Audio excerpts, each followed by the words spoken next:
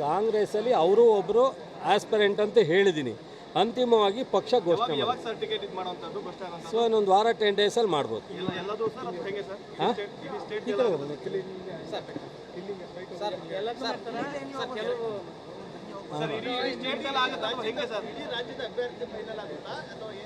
ಬಹುತೇಕ ಒಂದು ವಾರದಲ್ಲಿ ಎಲ್ಲವೂ ಆಗುತ್ತೆ. ಯಾವ್ದಾರು ಒಂದು ಎರಡೋ ಏನಾದ್ರು ಉಳ್ಕೊಂಡ್ರೆ ಒಂದು ಸ್ವಲ್ಪ ಲೇಟಾಗಿ ಮಾಡ್ತಾರೆ.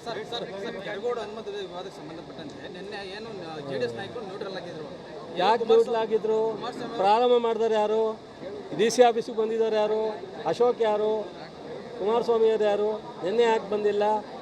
ಜಿಲ್ಲೆ ಜನ ಒಪ್ಪಲ್ಲ, ಇದು ಸರಿ ಇಲ್ಲ ಅಂತ ಅನೇಕ ಸಂಘಟನೆಗಳು ಹೇಳಿದ್ದಾರೆ. ಇನ್ಕ್ಲೂಡಿಂಗ್ ಕೆರಗೋಡಿನ ಯುವಕರು ಸಹ ಗೊತ್ತಿದ್ದೋ ಗೊತ್ತಿಲ್ಲದಲ್ಲೋ ಕೆಲವು ಒತ್ತಡಕ್ಕೋ ಆಗಿರ್ಬೋದೇ ವಿನ ಇದು ಸ್ವಯಂ ಅಪರಾಧ ಅಲ್ಲ ಅಂತ ನಮ್ಮ ಜಿಲ್ಲೆಯ ಪ್ರತಿಯೊಬ್ಬ ಯುವಕರು ಹೇಳಿದ್ದಾರೆ. ಬಹುಶಃ ಅವರು ನಿನ್ನೆ ಅದು ಹಿಂದಕ್ಕೆ ಹೋಗಿರ್ತಕ್ಕಂಥ ಕಾರಣ ಇರ್ಬೋದು.